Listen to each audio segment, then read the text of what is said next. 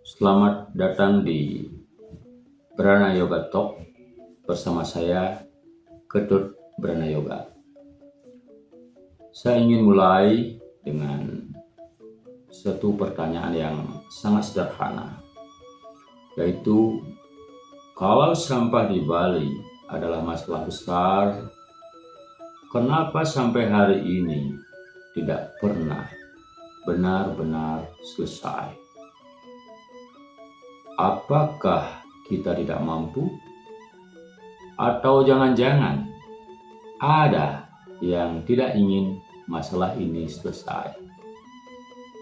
Karena di setiap masalah besar selalu ada satu hal yang jarang dibicarakan.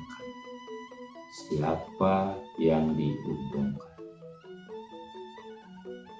Setiap hari ratusan truk bergerak tanpa henti. Dari hotel, villa, restoran, rumah tangga, semua menuju satu arah, yaitu TPA Sum. Gunungan sampah terus naik, gas metan keluar, air lindi tetap meresap ke tanah. Dan kita semua tahu ini tidak sehat, ini tidak normal, tapi tetap berjalan, tidak pernah berhenti. Program pengelolaan sampah sering diluncurkan. Proyek baru selalu ada. Wacana teknologi canggih muncul, hilang, muncul lagi. Tapi hasilnya sampah tetap menumpuk. Ini bukan kebetulan, ini adalah pola. Dan dalam dunia nyata, kalau sesuatu yang jelas-jelas gagal terus dipertahankan, itu bukan lagi kegagalan, itu adalah sistem. Mari kita bicara jujur. Sampah di Bali bukan cuma masalah lingkungan, itu sudah menjadi ekosistem ekonomi. Ada yang dibayar untuk mengangkut, ada yang dibayar untuk mengelola. Ada proyek, ada anggaran, ada aliran uang. Dan selama sampah tetap ada, rantai ini tetap hidup. Sekarang kita pikirkan ini. Kalau suatu hari Bali benar-benar bersih, sampah berkurang drastis, dan TPA tidak lagi penuh, berapa banyak rantai ekonomi yang akan mati? Pertanyaan yang tidak nyaman, tapi perlu ditanya. Apakah semua pihak benar-benar ingin sampah ini hilang? Jangan buru-buru menunjuk mereka. Karena mafia sampah bukan selalu orang besar di balik meja. Kadang itu kita sendiri. Saat kita tidak memilah sampah, saat kita tidak memilah sampah, saat kita memilih yang praktis, plastik sekali pakai, saat kita bilang, nanti juga ada yang angkut, kita ikut memberi makan sistem itu. Kita jadi bagian dari rantai tanpa sadar. TPA Sum bukan sekedar tempat buang sampah. Ia adalah simbol kegagalan kolektif. Sudah bertahun-tahun dibahas, diperdebatkan, direncanakan akan ditutup, tetapi tetap ada.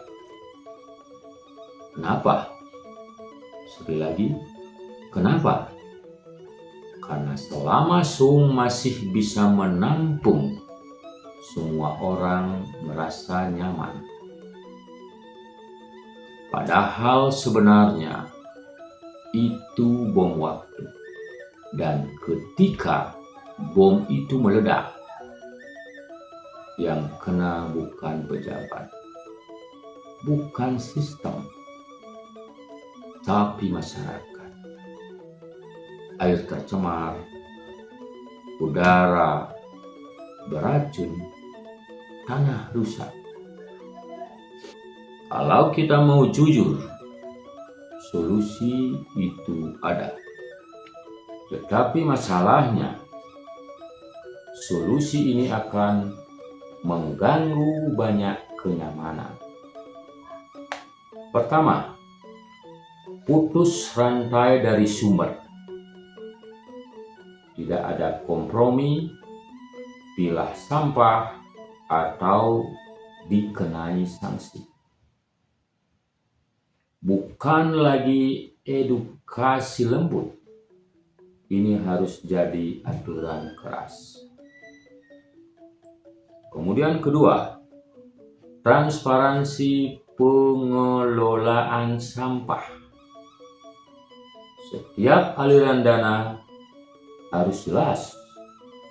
Setiap proyek harus bisa diaudit publik.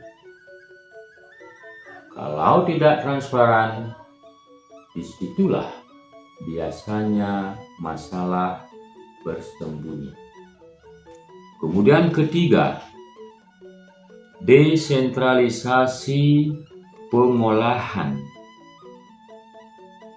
Jangan semua dibuang ke satu titik. Desa harus mandiri, TPS 3R harus hidup, bukan sekedar papan nama proyek.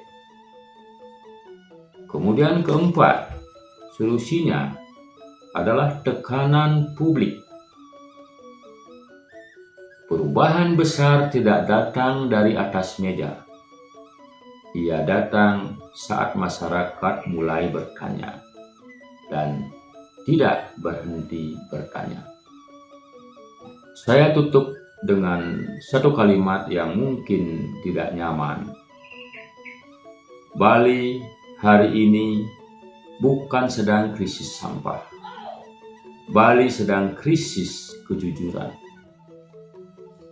Kita tahu masalahnya. Kita tahu solusinya, tapi kita masih memilih untuk pura-pura tidak melihat. Dan selama kita diam, selama kita memilih nyaman, sampah itu akan terus tumbuh lebih tinggi, lebih bau, lebih berbahaya. Ini bukan lagi soal lingkungan. Ini soal apakah kita masih punya keberanian untuk menjaga Bali atau tidak. Karena kalau tidak, suatu hari nanti anak-anak kita tidak lagi mewarisi pulau surga. Mereka hanya akan mewarisi gunungan sampah yang kita tinggalkan.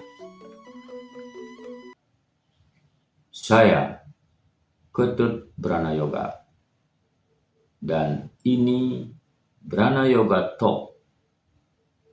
Kalau kebenaran terasa keras, mungkin karena kita sudah terlalu lama hidup dalam kebohongan.